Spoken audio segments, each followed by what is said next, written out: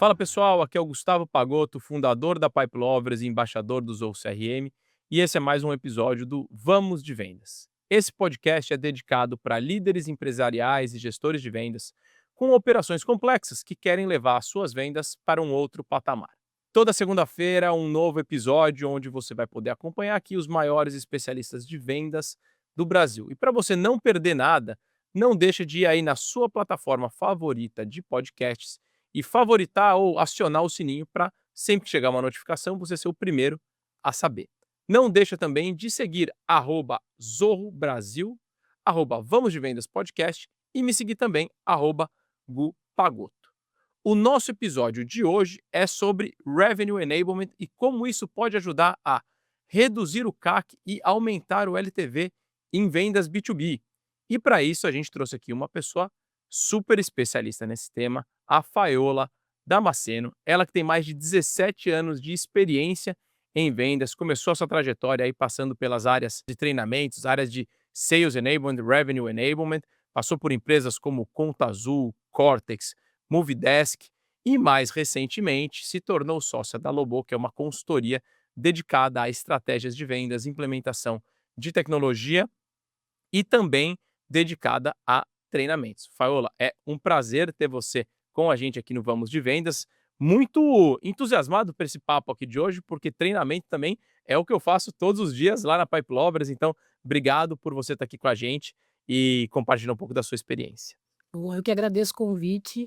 É um prazer falar de vendas, falar de treinamento, né. Eu sempre estou falando muito, e aí trocar com você nesse momento é super importante, até para a gente refrescar um pouquinho do nosso aprendizado, isso ajuda bastante. Então, muito obrigada. É isso aí, como eu digo sempre lá na Pipe Lovers, a gente precisa todos os dias precisa fazer exercícios de vendas e físico. O exercício físico eu não ando fazendo tanto, né, então ando exercitando mais a mente. Sabe uma coisa curiosa, né, quando eu falo de treinamento, eu comecei a minha empresa faz 2 anos, e eu sempre tive do lado de vendas nas empresas, né, foram mais de 15 anos como vendedor ou liderando equipes comerciais B2B, e eu sempre tive muita dificuldade de participar dos treinamentos de vendas nas empresas. Em geral, ia haver lá um consultor, instrutor, não passava muita credibilidade.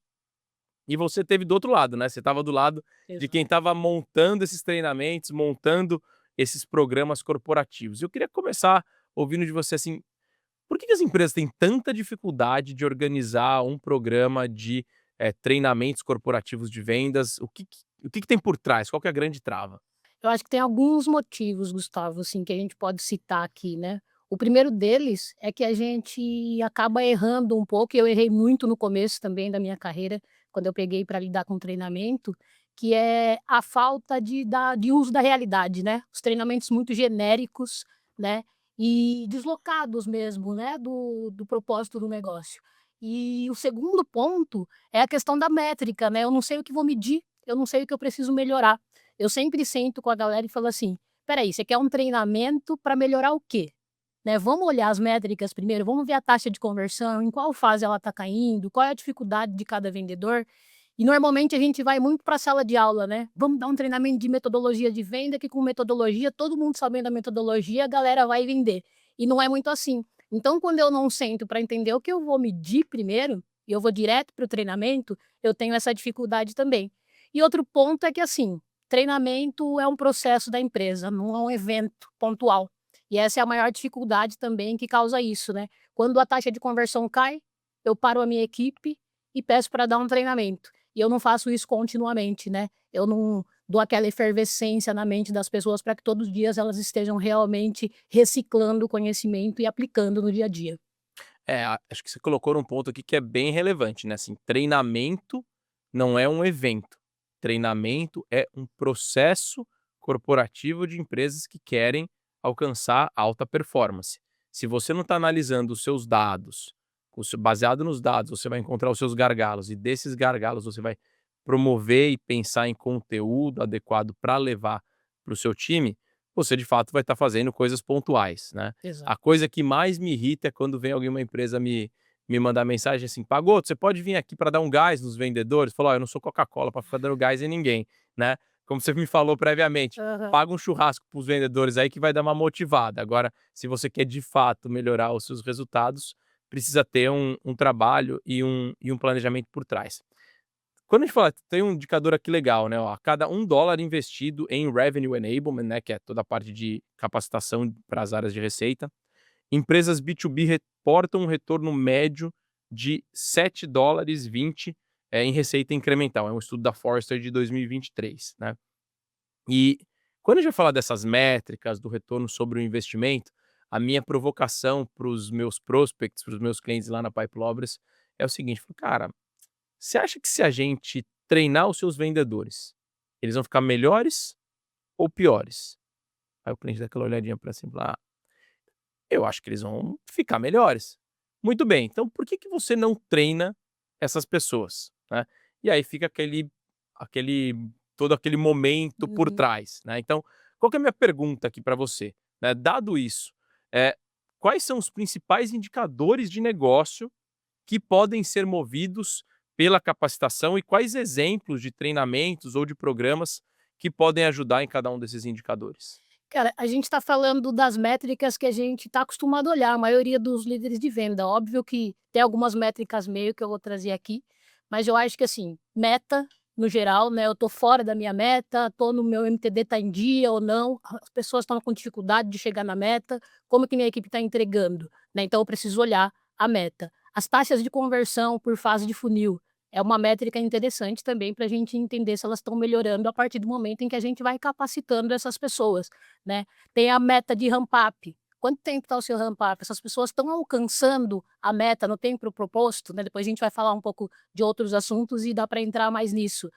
Então, assim, óbvio que eu posso medir, por exemplo, o quanto aquele treinamento impactou e as pessoas estão usando no dia a dia, né, saindo um pouco dessas taxas de negócio, mas entendendo assim: "Ó, eu dei um treinamento ontem de contorno de objeção. Será que essas pessoas estão aplicando isso na linha?" Eu vou ouvir ligação. Ligação também é um indicador de negócio que dá para eu comprovar se as pessoas estão aplicando.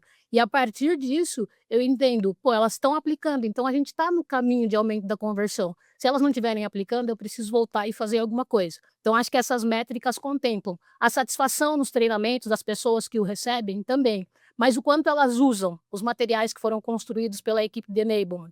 Eu preciso de alguma forma entender se o playbook está sendo utilizado, está sendo útil. Eu tenho entregue muitos playbooks em muitas operações. E aí eu falo assim: "Galera, esse playbook aqui não é uma caderneta que é para enfiar na gaveta ali e vocês não utilizarem", né. Me perguntam: "Fai, como eu contorno tal objeção? Já deu uma olhadinha no playbook?" Foi para isso que a gente fez, né. Então assim, entender a taxa de uso também é relevante para que a gente entenda se enablement está fazendo efeito ou não. Então eu acho que tem essas métricas mais comuns e tem essas métricas que a gente começa eu, por exemplo, eu gosto muito de usar essa, né, o quanto ele está utilizando, o quanto ele está aplicando, porque isso me faz entender se eu volto num conteúdo para reaplicar, para aplicar de uma outra forma, para rever o formato daquilo que eu apliquei, porque senão a taxa de conversão é o final, né. Então se eu ficar só esperando a taxa de conversão melhorar, talvez ela não melhore, porque eu não estou olhando o processo quando ele está caminhando. Então eu falo, tomar cuidado com o caminhar do processo, ao invés de estar tão preocupado com a taxa de conversão. Se as pessoas mudarem o comportamento, que eu também consigo medir, eu consigo entender se a gente está no caminho ou não dessa métrica final. Ou seja, o que você está falando aqui, para montar uma estratégia de treinamentos, eu preciso tentar encontrar qual que é a causa raiz de um problema de negócio. Eu Exato. vou olhar para os meus indicadores, dependendo do que eu tenho dentro da minha empresa, eu posso ter problema de volume, eu posso ter problema de conversão, posso ter problema de ticket médio, posso ter problema de ciclo de vendas, posso ter problema de cancelamento, o indicador que seja, e aí eu vou me perguntar quais são as possíveis causas disso. Exato. Provavelmente vai ter mais do que uma, né? Com certeza. E dentro disso eu vou pegar e vou descer para o que que eu posso alimentar aqui, onde que potencialmente tem maior retorno, para montar um determinado conteúdo, um determinado treinamento ou um determinado programa. Agora eu queria, dentro desse tema ainda, ouvir de você o seguinte, né, você falou da segunda parte, que é sobre medir a aplicação. E eu acho isso bastante relevante, né, porque eu identifiquei o problema, a causa raiz, eu criei um conteúdo para aquilo, e entra um pouco no que eu tinha comentado antes, que é, pô, se você deu um treinamento de contorno de objeção, como você acabou de falar, é muito provável que a pessoa vai melhorar o contorno de objeção dela, Exatamente. e é quase impossível que ela fique pior.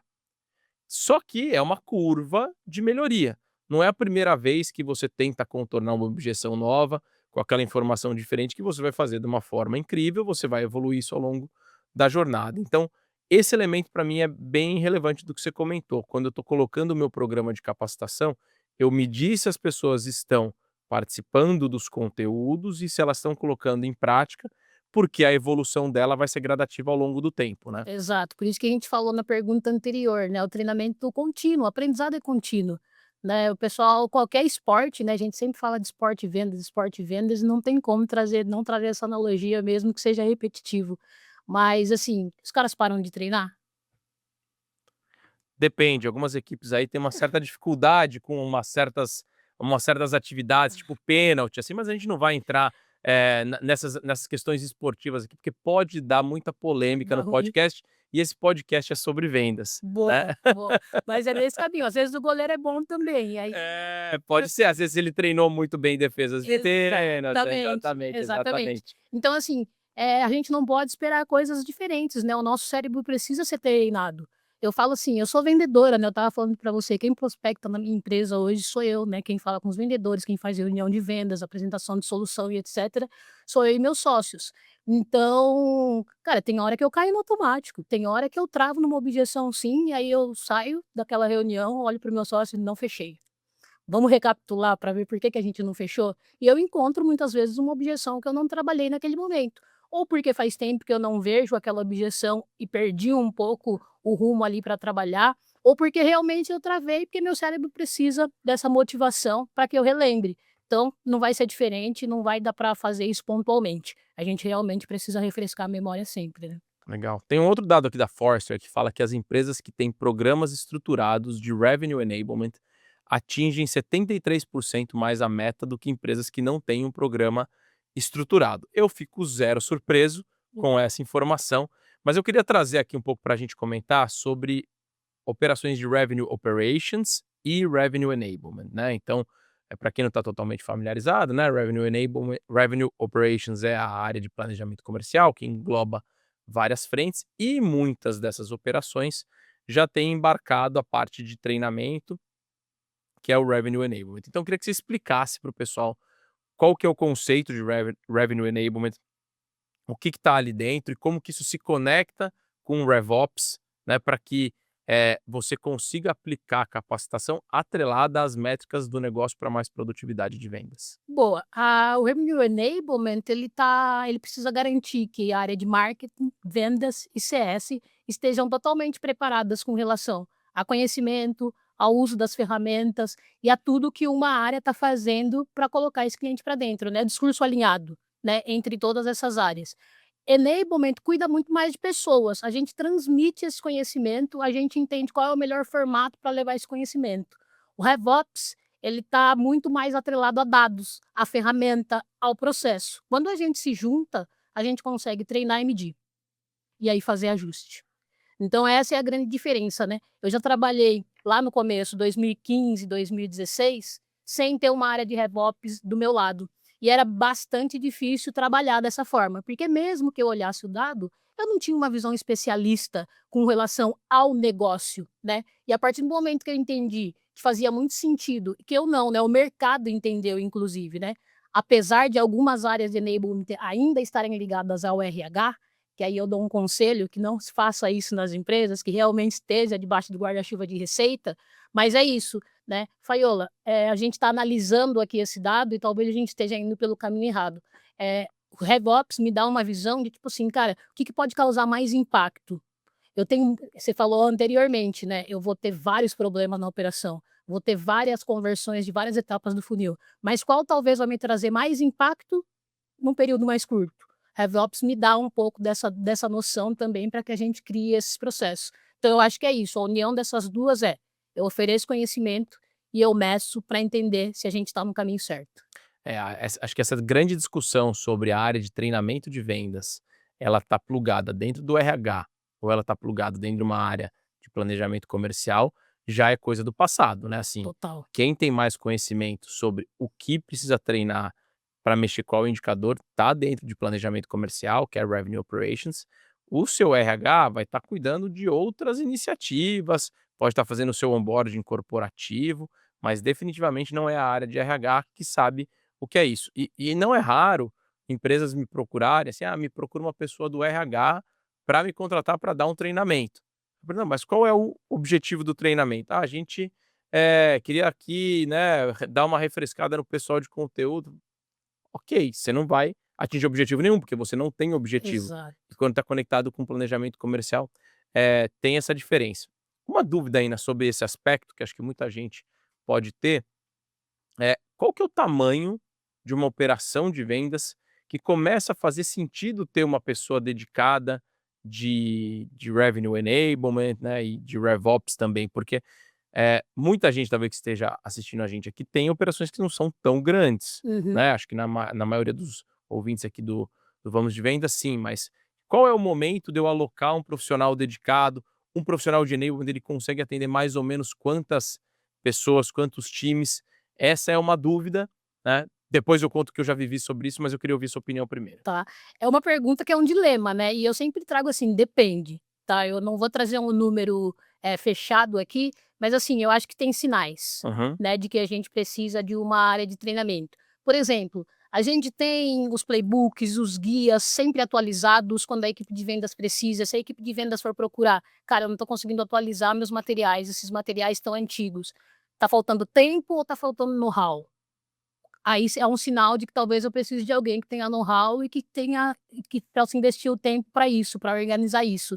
Então, pô, eu preciso ter um treinamento, conhecimento contínuo aqui dentro da minha empresa, mas eu não consigo parar com a minha equipe. Já vi muitos líderes de vendas lidando com 5 até 8 vendedores numa mesma equipe, ele já não consegue fazer one on one, pipe review, atualizar os materiais de vendas. Então, assim, quando você sente que o treinamento está sendo negligenciado por falta de tempo ou de know-how, eu acho que é o melhor momento. Assim, claro que não necessariamente, pô, 1 para 1, isso nunca vai existir, obviamente. Mas, assim, se eu for arriscar algum número, para a gente arriscar aqui, eu falaria que, assim, a partir de 15, 10 vendedores, já faz bastante sentido, porque hoje a gente sabe que, assim, pode não ser o ideal, mas a gente sabe que o líder de vendas cobre muitas vezes ali, sim.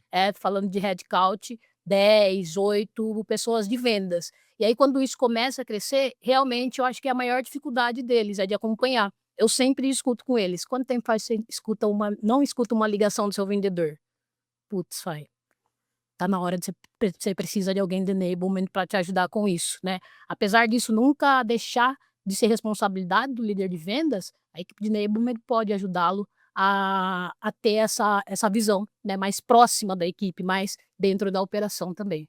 Esse de fato é o grande dilema, né? Quem é o responsável por treinar o vendedor? É a área de treinamentos de vendas ou é o gestor comercial? Eu acredito que o gestor comercial, ele é o maior responsável por garantir que aquele novo vendedor esteja pronto.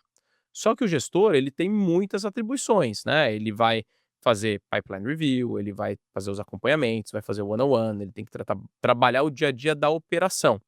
Enquanto as áreas de treinamento corporativo, elas estão suportando estas operações. Então, na média, o que eu tenho visto também é isso, assim, a partir de 20, 30 pessoas, a empresa começa a ter uma estrutura de pessoas dedicadas que começam a olhar para treinamento e desenvolvimento de vendas baseado ou por etapa, né, Hum, então eu vou ter pessoas que vão cuidar do onboarding, depois pessoas isso. que vão cuidar, da função do SDR, a função do closer, a função da gestão de carteira, né, e às vezes até pessoas que são responsáveis por habilitação das ferramentas, Exato. dependendo do tamanho que a operação Uhum. tenha.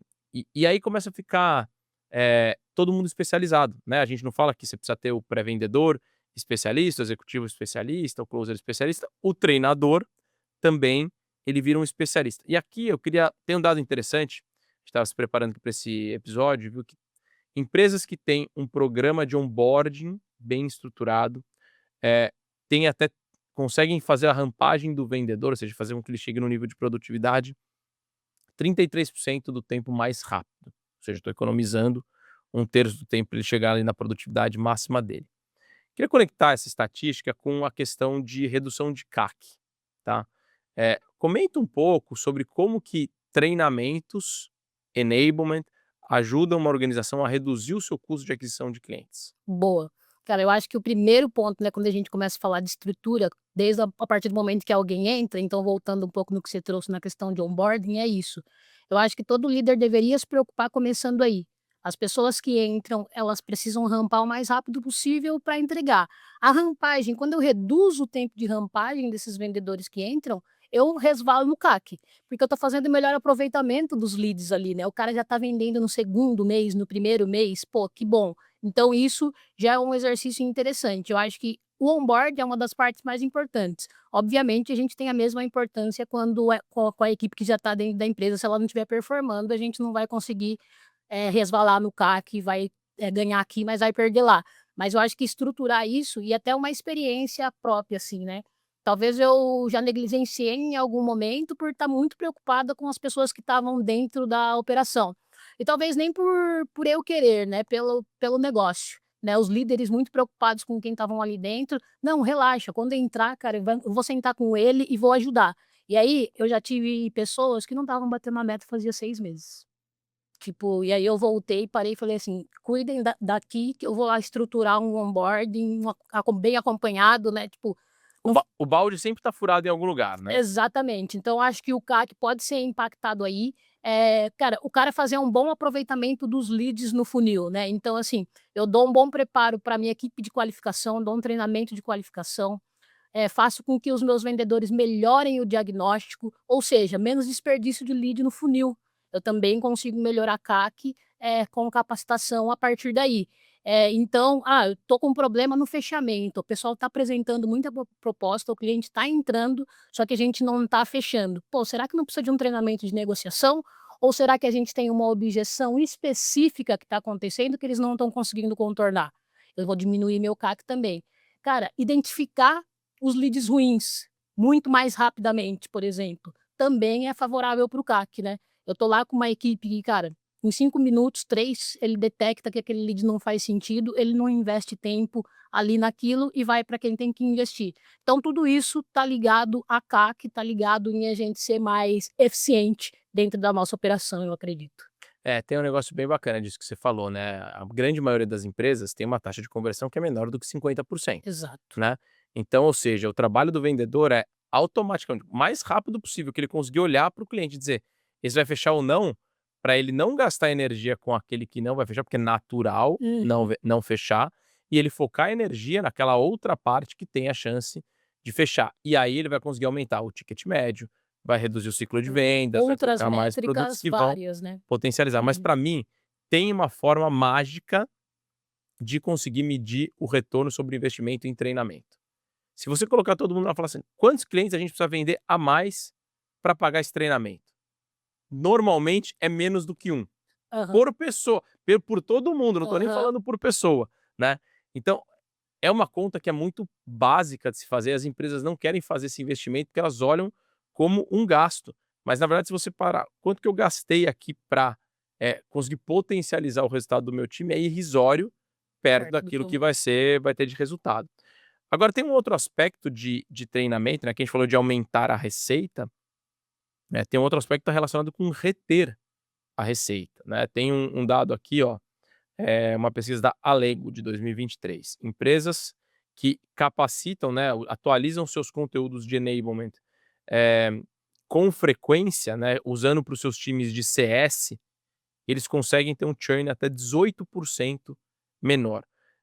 Ou seja, esse é um exemplo de que eu treinar o meu time, eu vou reter clientes, se eu retenho o cliente, ele recompra mais de mim ou ele continua pagando, aumenta o meu LTV.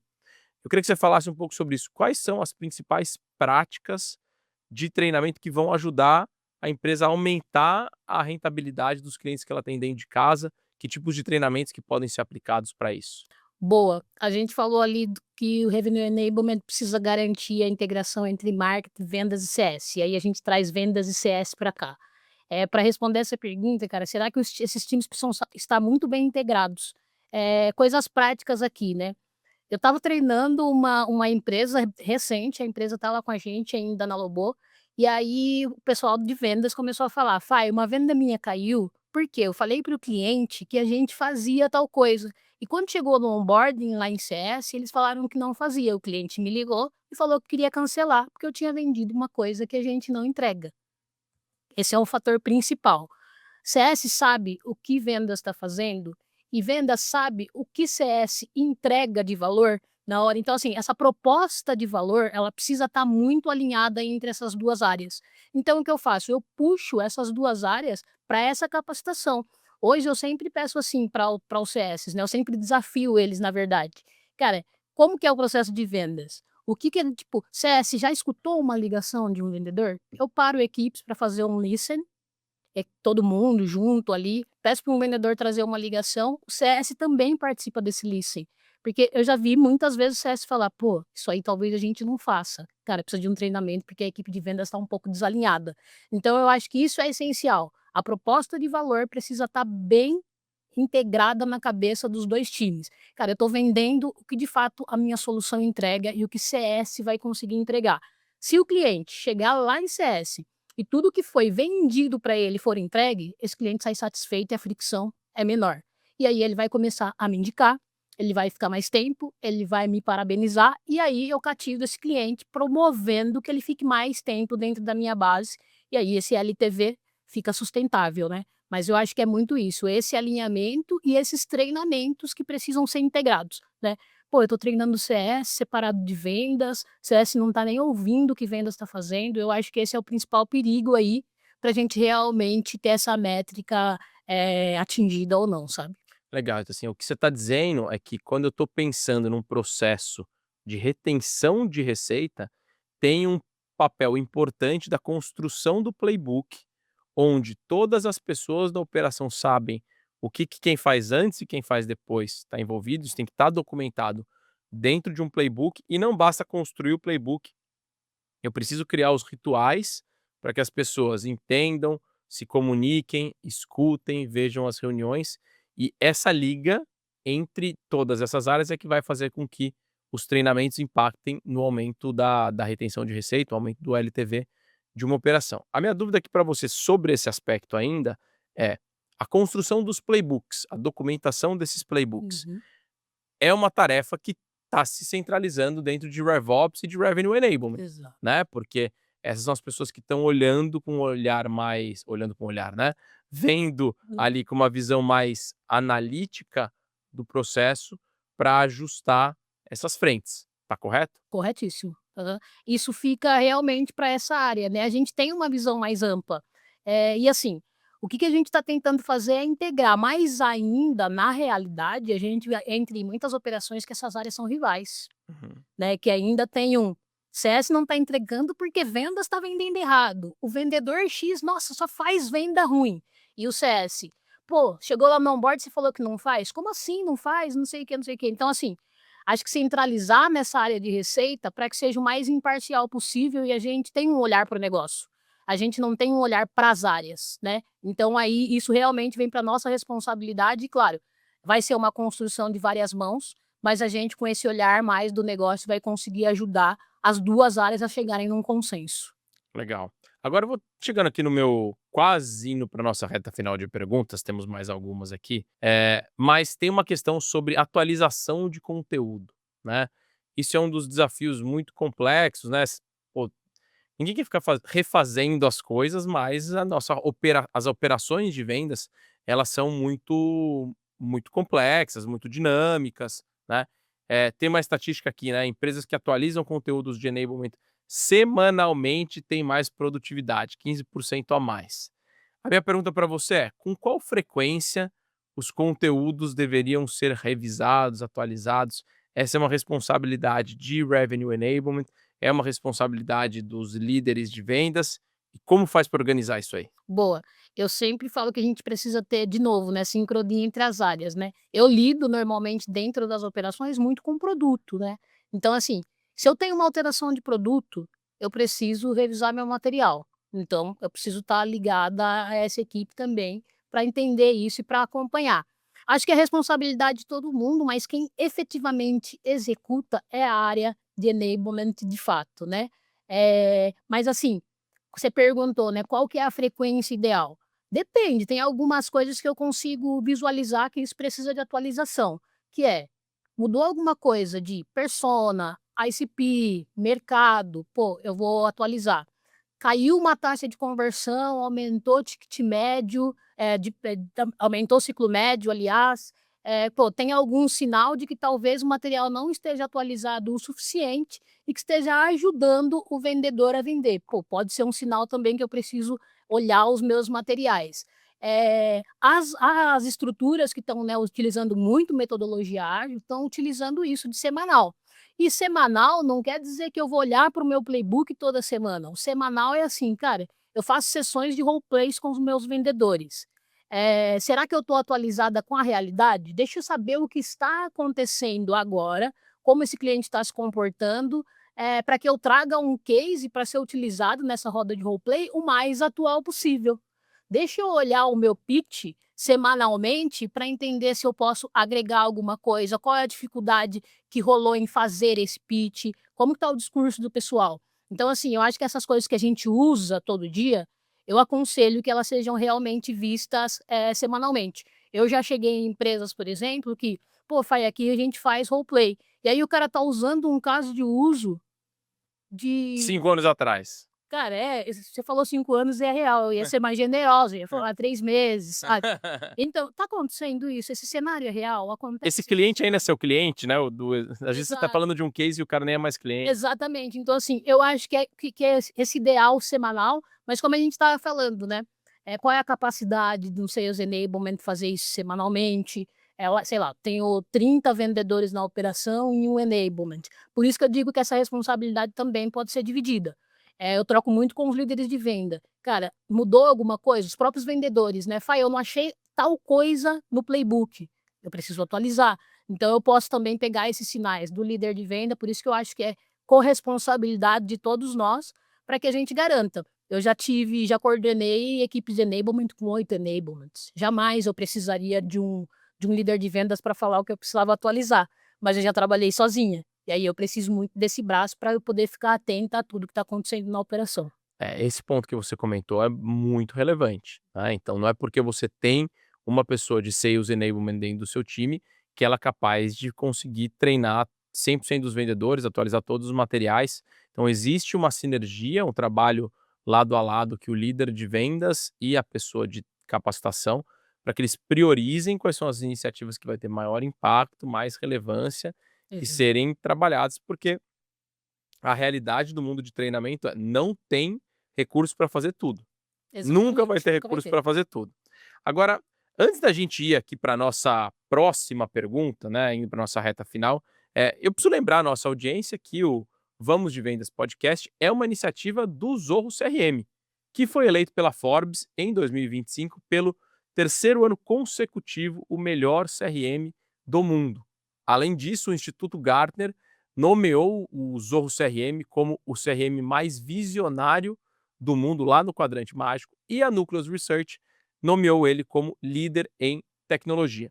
Ou seja, se você tem uma grande operação de vendas que está em crescimento e precisa levar uma nova tecnologia de vendas e não quer gastar todo o seu orçamento, você pode falar com o time da Zorro, porque o Zorro CRM é super acessível. Vai lá, entre em zorro.com/CRM para conversar com a galera aqui. Tenho certeza que eles vão poder ajudar vocês a evoluir e ganhar mais produtividade na sua frente comercial. Para a gente ir para a reta final aqui, Faiola, Bora lá. o que eu queria falar um pouco de tendências e futuro, né? Assim, a gente, obviamente, Revenue Enablement, Sales Operations, Revenue Ops, são letrinhas, palavrinhas novas em inglês, né? No nosso mundo de Uhum. tecnologia a gente adora falar sobre isso, mas eu queria falar de novas formas de aprendizado, né? A Pipe Lovers, a gente começou como uma comunidade de educação para vendas há 3 anos atrás, e o grande motivador era: como é que eu faço as pessoas aprenderem todos os dias, né? Eu não queria só colocar as pessoas ali para assistir um conteúdo gravado ou para a pessoa estar lá numa sala de aula pontualmente, e a gente percebeu que tinha alguns elementos que ajudavam, nessa absorção, aprender de formas mais práticas, como, por exemplo, mentorias coletivas. Eu trago uma pessoa externa que vai aportar o conteúdo prático, eu vou fazer ali o benchmarking, conversar com operações de outras empresas para entender como isso é feito, o networking, que é o relacionamento com outras pessoas do mercado que também vão me ajudar nessa frente. Eu queria ouvir de você que respira enablement todos os dias. O que que tem de novidades, o que que tem de inovação, para os times de vendas em relação a novas práticas de treinamento e capacitação? Boa. Uma coisa importante que eu acho que faz sentido aqui, Gustavo, é o microlearning. Conteúdos mais curtos, né. A gente pode seguir o que está acontecendo aqui no celular, que é o Instagram, o TikTok, a galera para ali para ver coisas de 3, 5 minutos. E isso é importante, é uma tendência para agora, assim. Eu já estou usando bastante, por quê? Porque em 5 minutos ele consegue muitas vezes testar um roleplay, né, fazer alguma atividade, relembrar a pílula de conhecimento, eu chamo, né. Todo dia eu estou alimentando, existem algumas ferramentas inclusive, que me permitem, por exemplo, mandar uma pílula de conhecimento todo dia para o meu vendedor. Depois eu mando um teste para aferir o conhecimento, o quanto ele absorveu, e isso eu vou conseguindo construir o quanto está sendo eficiente ou não. Então acho que isso reduzir esse tempo que esse cara, igual você falou, né, eu não tô a fim de gravar vídeo, já vi onboarding, né, tipo 20 linhas de Excel numa planilha e vários links de vídeo. Produto, cai Pô, por se terra. você somar o tempo dá tipo assim, 52 horas de vídeo, se o cara assistiu todos aqueles vídeos ele tá ali, né, Né, vegetando no com final, certeza ele né. não assistiu, É. essa é a Se ele realidade, né. assistiu ele ficou brisando Aham, lá, né. exato. E um outro ponto é a IA também, né. A gente tem a possibilidade, cara, de fazer roleplays com a IA, por exemplo. O cara eu já usei ferramentas dentro de algumas empresas que eu colocava um teste que era um roleplay lá dentro. Ele fazia o roleplay, a ferramenta transcreve, etcétera, e depois eu afiro como ele foi ali no roleplay. Ele pode fazer sozinho, a gente não precisa estar na sala de aula para ele fazer isso, né. Então, eu posso, lógico, pessoal, todo mundo vai fazer um roleplay lá, ou ele pode simplesmente: "Cara, tô me sentindo despreparado, talvez eu tenha que fazer um roleplay", e aí eles me mandam: "Fai, fiz aqui, ó". Então a IA tem favorecido muito para que esse conhecimento chegue sem necessariamente a gente parar toda a equipe e fazer. Então acho que são 2 coisas importantes que eu, até me preparei para trazer nesse sentido, assim, conteúdos curtos e utilizar muito a IA para facilitar, a vida no dia a dia, né. E não que a gente não vá parar a equipe, não que não seja importante, obviamente, mas eu acho que as pessoas serem autônomas do próprio conhecimento é muito importante, porque o adulto, cara, ó, hoje a gente vai treinar metodologia.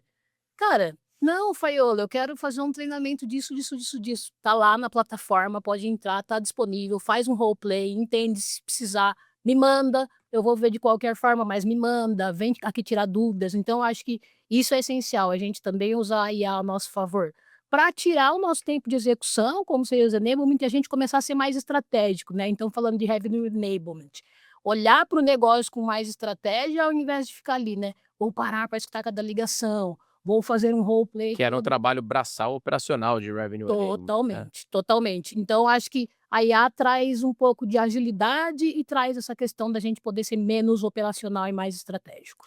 Achei muito interessante isso que você falou, né. Então, a tendência no mundo de treinamentos de vendas é que você tenha micro conteúdos mais adaptados para a realidade de cada um dos indivíduos e que também esses vendedores eles tenham a capacidade de aprender por conta própria através das plataformas de inteligência artificial. Exato, Quando eu somo esses 2 fatores, eu estou dando mais responsabilidade, né, o autodesenvolvimento é parte da responsabilidade desse vendedor de alta performance, onde ele vai ter mais conteúdo, mais adaptado para a realidade dele, mas definitivamente ele precisa se dedicar para isso para chegar num novo patamar, senão ele vai ficar desatualizado. exatamente, exatamente. E ele vai ver as outras pessoas progredindo, né, o pessoal fala assim: "Mas o autoconhecimento, nossa, eu preciso obrigar as pessoas a", não existe isso, gente. É assim, cara, quem tiver disposto a se autopreparar, a fazer o seu treinamento, obviamente ir atrás desse conhecimento, vai se destacar.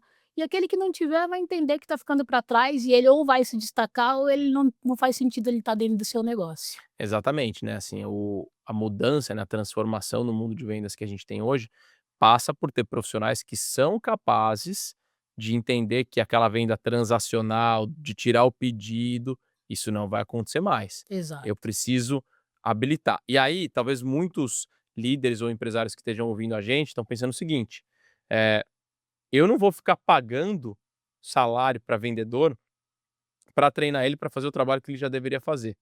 Infelizmente, a realidade é o seguinte: Se você contratar esses vendedores e não treiná-los, eles não vão dar resultado. Então você precisa ter rituais fixos, horários definidos na agenda, no horário de trabalho, para ele ser capacitado, porque treinar é parte do trabalho de um vendedor, assim como é o trabalho de um atleta de alta performance, né. Perfeito, perfeito. Eu acho que se der para frisar alguma coisa aqui é muito isso, né. Vamos começar realmente óbvio que a gente já evoluiu muito, com esse pensamento de que horário de trabalho é o momento sim que a gente pode treinar, mas ainda existe bastante essa dificuldade desse gestor, desse dono de negócio em algumas, né, eu acho que em alguns segmentos, tecnologia que a gente está super acostumado, a galera já entendeu isso, mas segmentos mais tradicionais, eles são resistentes. E aí o pessoal não vê isso como um processo. Como que eu vou me autorresponsabilizar por um conhecimento, se o meu gestor está preocupado que eu vou parar 1 hora para treinar e talvez perca a produtividade? Então eu, como dona de negócio, preciso ser o exemplo para que eu consiga construir realmente esse autodesenvolvimento nas pessoas que trabalham comigo. Se você é um gestor de vendas e você quer incentivar o seu vendedor a continuar evoluindo e treinando e aprendendo, quando você chega no escritório e vê que ele está assistindo um vídeo, lendo material, vendo um conteúdo, ao invés de ir lá e fazer uma piadinha, falar que ele deveria estar vendendo, você tem que ir lá e elogiar ele por esse comportamento e provocar uma conversa sobre o que ele está aprendendo ali que pode ser colocado em prática. Então tem um papel, uma responsabilidade do gestor de vendas para conseguir mudar essa cabeça do vendedor, que ele só tem que estar vendendo, vendendo, vendendo, vendendo e não colocar o esforço dele para aprender e afiar mais o machado. Exatamente. Comprem essa ideia que dá certo. Muito bom. Fai, estamos chegando aqui na reta final. O pessoal deve ter gostado muito do conteúdo que você trouxe aqui para gente. Sim. E eu queria passar a bola aqui para você contar para a galera quem quer falar com você, como que te encontra, quais são as redes sociais, qual é o site, o arroba. Agora é o momento oficial do jabá do Vamos de Vendas. Boa, então vamos lá, galera. Tem uma página da Lobô no Instagram, então @Lobô Consultoria, Lobô com H no final, né, por isso a gente pronuncia Lobô. Tem a minha página de vendas também, Vendas com Faiola, underline Lobô, no Instagram, pode chamar lá no DM. E tem o nosso site, lobô.com.br, que a gente também consegue disponibilizar, né, a gente está agora fazendo diagnósticos gratuitos, para que também os negócios percebam que eles podem melhorar, né, então falem com a gente bate um papo e vai ser um prazer conversar com todos vocês.